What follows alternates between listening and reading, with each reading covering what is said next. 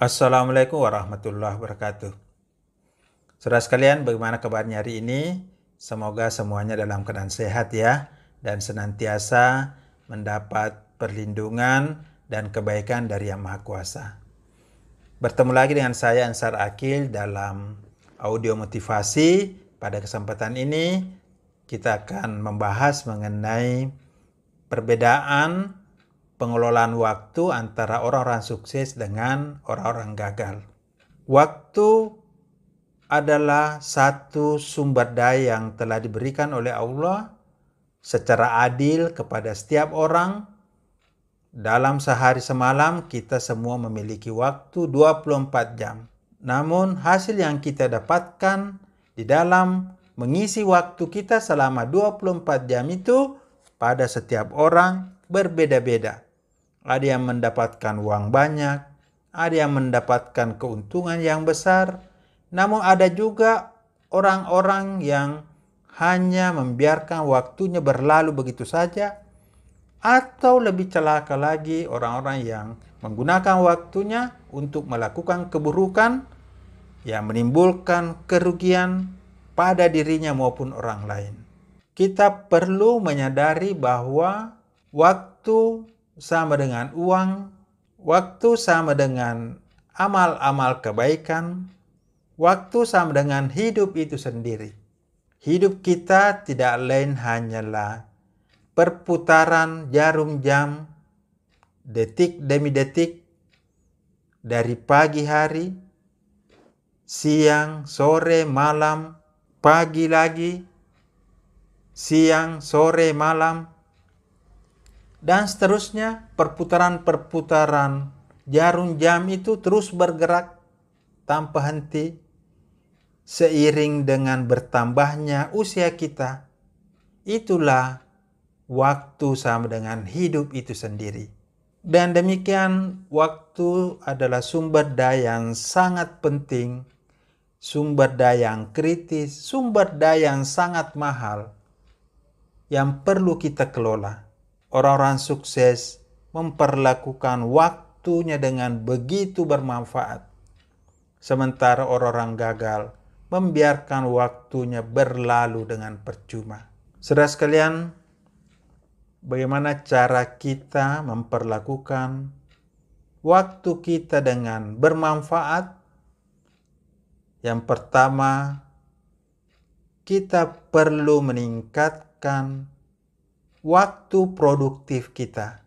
Perputaran waktu selama 24 jam, berapa banyak waktu produktif kita untuk menghasilkan karya, menghasilkan hal-hal bermanfaat dalam hidup ini. Cobalah kita lebih meningkatkan, memperbanyak waktu produktif kita dan menghilangkan atau mengurangi waktu luang, waktu yang terbuang percuma.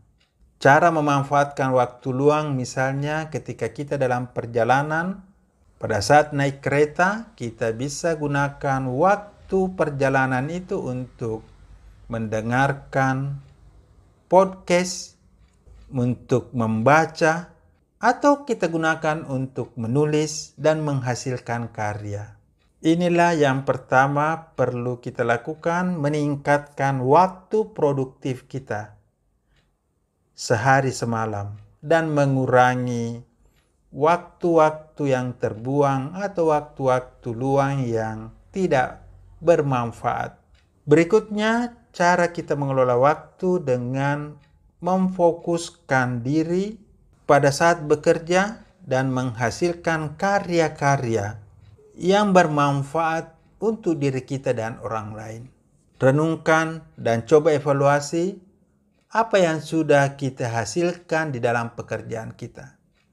Berapa banyak karya yang telah kita hasilkan dalam hidup kita? Berapa banyak buku yang telah kita tulis atau hal-hal lain yang bisa kita hasilkan di dalam pekerjaan kita sehingga waktu kita menjadi semakin produktif. Jika selama ini kita hanya memiliki produktivitas 1 atau 2 hal pada setiap waktu yang kita gunakan dalam bekerja, maka bagaimana kita meningkatkan menjadi 4, 5 hal, 10 hal yang bisa kita hasilkan di dalam pekerjaan kita dalam waktu yang sama. Saudara sekalian, selain berfokus di dalam bekerja dan berkarya, kita juga perlu meningkatkan kuantitas dan kualitas ibadah kita.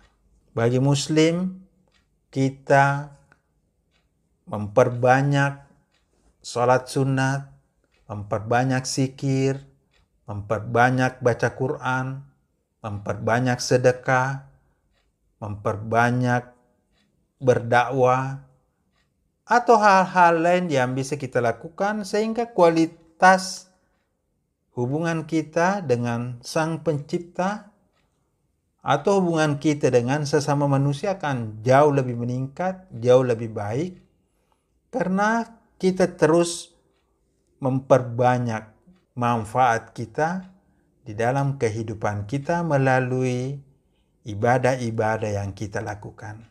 Saudara sekalian, kita juga dapat mengisi waktu kita dengan lebih banyak amal-amal kebaikan kepada lingkungan, kepada orang-orang di sekitar kita, dengan cara makin banyak bergaul dengan orang-orang saleh, banyak bergaul dengan orang-orang sukses, banyak berkontribusi untuk membantu menyelesaikan masalah-masalah yang terjadi di sekitar kita. Ini antara lain cara kita untuk meningkatkan kualitas waktu kita dalam kehidupan sosial.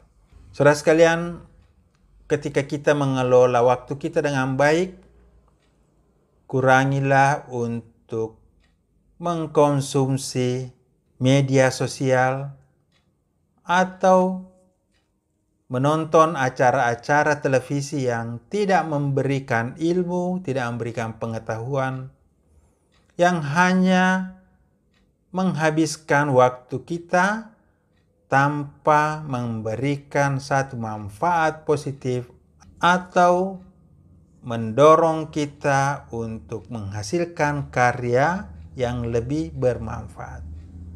Dengan mengurangi waktu kita untuk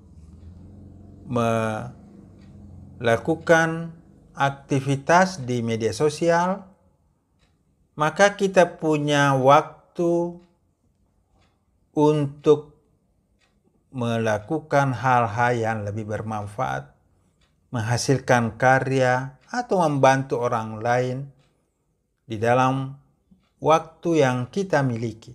Saudara sekalian, selain itu, jangan lupa di dalam mengelola waktu, kita juga tetap menjaga istirahat, berlibur, sehingga kita bisa menjaga kesehatan tubuh kita, kesehatan jasmani, kesehatan mental, kesehatan rohani kita.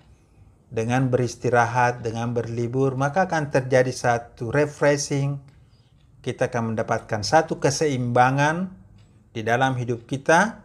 Saudara sekalian, berdasarkan apa yang sudah kita jelaskan, maka manajemen waktu bagi orang-orang sukses ada 3, yaitu pertama, menyadari besarnya nilai waktu yang kita miliki sehingga kita tidak akan membiarkan waktu kita berlalu atau terbuang sia-sia.